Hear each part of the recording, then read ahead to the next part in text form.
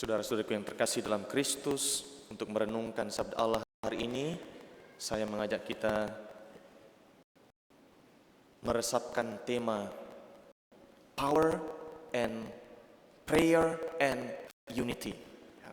Prayer and Unity. Pertama, saya mengajak kita merenungkan tentang prayer. Yang jelas saya tidak akan menyanyikan lagu The Prayer. Saya yakin hampir semua, termasuk anak-anaknya adik-adik Mistinar, punya HP kan? Punya. HP sekalipun mereknya bagus, Samsung terbaik, bukan hanya S3 tetapi sudah S Mambo, ya, tidak akan berfungsi kalau tidak ada baterainya. Dan baterainya pun mesti dicas, butuh energi. Dan kalau pada PLN dan kita punya HP sudah mulai ada tanda merahnya, alias lowbat, apa yang kita butuhkan? Kalau PLN padam, power bank. Ya, ini kentara siapa yang punya power bank atau yang punya tapi lupa. Kita sekarang butuh power bank. Kita tidak hanya butuh Mandiri Bank, BRI Bank. No, we need power bank. Inilah penampungan energi untuk mensuplai energi ke HP kita. Kemana-mana umumnya kita bawa, apalagi kalau perjalanan jauh, atau pergi ke daerah di mana listriknya antara menyala dan setengah menyala.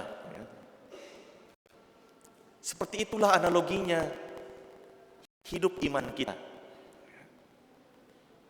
Iman hanya menyala, hidup bahkan berbuah, menjadi kekuatan bagi kita kalau cukup dayanya, cukup energinya. Dan dari mana kita bisa peroleh energi itu? Dari Allah sendiri, yang dapat kita dekati, yang dapat kita ajak komunikasi melalui doa. Maka saya mau menggarisbawahi yang pertama permenungan kita, prayer is our power. Jadi prayer is power. Maka doa adalah daya kita sebagai kaum beriman. Kalau kita sungguh-sungguh menghayati, meyakini doa sebagai daya, maka sejak bangun pagi, apa yang harus kita lakukan pertama? Berdoa. Siapa yang berdoa tadi pagi, tidak usah angkat tangan. Kelihatan dari senyumnya. Berdoa setelah bangun pagi, atau langsung lari ke kamar mandi, atau langsung lari cari HP-nya. Seolah-olah tanpa HP setengah nyawaku hilang. Semoga mulai besok bangun pagi dimulai dengan charging rohani. Doa, mau singkat, mau salam Maria, tapi doa.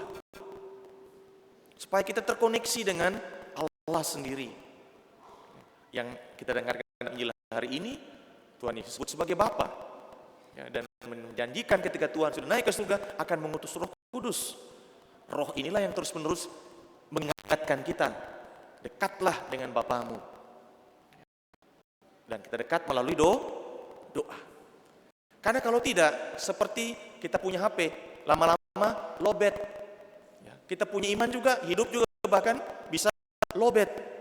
Maka tidak heran, karena lowbat, akhirnya bad mood. Kalau sudah bad mood, semuanya jadi bad, termasuk habit muncul. Ada macam-macam bad habitsnya bisa muncul. Kalau lowbat, baterainya low, maka gunakanlah kesempatan. Mulai dari pagi hari sampai sebelum tidur, jangan lupa cas dengan doa. Termasuk ada novena, ini adalah bagian dari charging rohani untuk iman kita. Dan itulah yang diwariskan oleh Tuhan Yesus tadi. Dia tidak meninggalkan kita begitu saja, tapi dia meninggalkan kita dengan terlebih dahulu mendoakan kita. Bapa yang kudus, bukan untuk mereka ini saja aku berdoa, tetapi juga untuk orang-orang yang percaya kepadaku melalui pemberitaan mereka.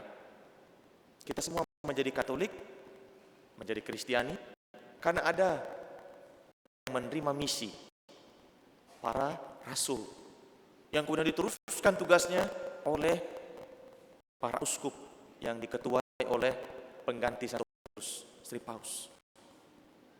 Karena pewartaan Injil lah kemudian kita menjadi pribadi yang mengenal Yesus. Tapi bukan hanya untuk para rasul Tuhan Yesus berdoa, tapi untuk semua. Maka bangunlah hidup rohani dengan charging yang selalu standby. Bahkan ketika kita driving, kalau ada yang nyetir, sedang mengendaraan, pas jam doa Regina Coeli atau doa Ratu Surga atau doa Angelus, sambil driving pun bisa berdoa. Bisa ya? Tidak butuh rumit. Ya. Bahkan sambil goreng ikan yang meletup-letup juga bisa berdoa. Semoga nanti suamiku yang makan ikan ini meningkat kolesterol baiknya. Karena omega 3 dan omeganya, ya. Bukan hanya omnya tapi omega, ya. Ini bisa didoakan juga, ya. Sehingga hidup kita terus terkoneksi dengan Allah sendiri yang ilahi. Dan untuk itulah Tuhan Yesus menitipkan banyak doa bahwa ada Bapa kami, ya. Kemudian sekarang kita punya doa syukur agung dalam Ekaristi dan doa harian devosi sederhana. Lakukanlah dengan setia, yakinlah kalau doa makin kuat, dosa menjauh. Yang bad itu akan menghindar dari kita. Itu poin yang pertama. Prayer is power. Yang kedua, Tuhan Yesus ternyata dalam doanya mendoakan supaya murid-muridnya hidup rukun dan bersatu. Unity in diversity. Karena Tuhan tahu yang akan percaya kepadanya itu berasal dari mana-mana. Maka dalam doanya Tuhan Yesus berseru kepada Bapa, bukan hanya untuk orang yang percaya, tetapi juga untuk mereka yang pemberitaan mereka, supaya mereka semua menjadi satu, sama seperti aku ya Bapa di dalam Engkau di dalam aku dan aku di dalam Engkau. Jadi Tuhan Yesus berdoa supaya murid-muridnya selalu bersatu, hidup dalam persekutuan, hidup dalam persaudaraan dan kerukunan. Karena apa? Berbeda-beda. Yang satu rumah saja bisa berbeda-beda, beda hobinya, beda seleranya. Yang satu dimasakkan pakai sayur asam, mintanya sayur manis yang lain. Maka ibu-ibu yang menjadi chef yang pusing. Dimasakkan palu mara yang satu minta palu butung. Dikasih es pisang hijau yang satu mintanya es Manado. Selera sudah berbeda. Satu rumah. Meskipun berjanji di hadapan Tuhan suami istri, engkau adalah suamiku dalam untung dan malang, engkau juga istriku dalam suka dan duka. Tapi waktu soal selera berbeda. Karena memang asal kita berbeda. Dididik oleh mama yang berbeda. Dididik oleh orang tua yang berbeda. Kebiasaan kita pasti berbeda. Lidah pun berbeda. Yang biasa makan coto, kasih soto, bilang, ini kok lain? Tidak seperti coto Makassar. Namanya ini coto, yang ini soto. Yang satu pakai C, yang satu pakai S. Berbeda. Meskipun kedengarannya mirip. Ini perbedaan yang harus kita lihat sebagai kekayaan. Karena kalau tidak akan terjadi selalu pertentangan dan pertengkaran. Ini kau, maka tidak bisa makan bersama. Ya. Meskipun makan masakannya enak, aromanya seperti aroma labakang, tapi tidak bisa dinikmati karena yang satu menikmati menunya sendiri, ya, tanpa basa-basi. Makan menjadi tempat perayaan kebersamaan, kerukunan. Bapak Ibu masih makan bersama di rumah? Atau sesuai dengan kecepatannya masing-masing? Ya, Tuhan Yesus mendoakan kita supaya rukun, ya, mulai berbagi rezeki, Meskipun mungkin ini hanya ikan teri atau seperti kami tari zaman saya ya, saya tidak tahu sekarang. Rumusnya 4T. Ya. Temban, lumayan ada tembang ya, kalau bukan mayur ya. Tahu, tempe, dan toge. Maka jangan heran kadang-kadang togiang. Ya. Tapi makannya nikmat. Karena satu meskipun tidak sama ukurannya, satu temban, satu tahu, satu tempe. Toge tergantung seleranya. Dibagi, dinikmati bersama. Itu menjadi suasana yang menggembirakan. Tidak harus makan mewah baru kita bisa hidup bahagia, hidup sejahtera. Saya buktinya masih sehat sampai hari ini meskipun fondasinya tahu, tempe, dan toge. Tapi bagaimana kita mensyukuri dan menikmati keberkahan itu? Itu yang paling penting. Maka dalam tradisi Jawa ada ungkapan mangan orang mangan waton kumpul. Ya. Makan tidak makan yang penting kumpul, karena kalau sudah kumpul pasti datang makanan. Ya. Yang ini bawa ini, yang ini bawa kerupuk, yang ini bawa macam-macam. Empek-empek, yang ini datang bawa ikan bakar, yang sana bawa tempe bakar. Semua yang bakar-bakar meskipun tidak terjadi kebakaran. Nikmatnya ketika mujizat itu terjadi dan persekutuan itu kita alami. Yang saya mau bagikan pertama-tama dari apa yang diamanatkan dari kehendak oleh Tuhan Yesus, kita bersekutu menjadi sama seperti Allah Tritunggal. Kita membuat tanda salib Bapa dan Putra dan Roh Kudus, ini bersatu. Kita juga dipanggil untuk mengalami kesatuan itu dalam doa dan dalam kebersamaan kita murid-murid Tuhan. Karena memang kita berbeda. Perbedaan kita harus pandang dari sisi iman. Ini memperkaya kita. Itulah gereja Katolik. Ya. Kita berbeda-beda, tapi kita satu. Ya. Karena apa? Tuhan sendiri sudah berdoa, para muridnya juga pernah mengalami perpecahan. Ya. Kalau kita mendengarkan tadi dalam bacaan pertama, korban dari ini tentu ada tantangan dari eksternal, dari luar. Ya, umat Kristiani awal mengalami penganiayaan yang dilancarkan oleh para tokoh agama Yahudi, termasuk Saulus. Ya, yang bertobat ditangkap Tuhan menjadi Paulus. Maka kalau ada yang rewa-rewa, doakan saja. Ya, termasuk dulu di sini ini, lokasi ini penuh perjuangan ini. Boleh tanya orang-orang tua, tahu sejarahnya dan mendengarkan langsung dari Bapak Uskup John Liku. Ini penuh perjuangan. Sampai ada paroki seperti sekarang ini dengan sekian ribu umat di sini. Ini butuh perjuangan. Tetapi tantangan dari luar justru makin kuat dan bertumbuh. Tetapi kalau ada tantangan dari dalam, ini bisa terjadi perpecahan. Kalau tantangan dari luar, kita tahu Stefanus ada menjadi martir. Ada Stefanus di sini? Nggak ada ya. Takut pakai nama Stefanus. Stefanus martir pertama. Nanti kalau ada Stefanus martir kedua. Dia mengorbankan hidupnya karena cintanya pada Kristus. Tetapi darahnya tertumpah menumbuhkan kemudian iman Kristiani. Kita tahu perjuangan berat 3 abad awal umat Kristiani. Tapi setelah Kaisar Konstantinus mengeluarkan dekret di kota Milan, namanya Edik Milan tahun 313, lalu agama Kristen menjadi agama kekaisaran Romawi.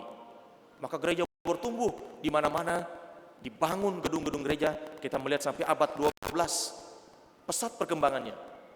Tetapi muncul lagi yang namanya perpecahan, skisma bahasa gerejanya. Tahun 1054, gereja timur dan gereja barat.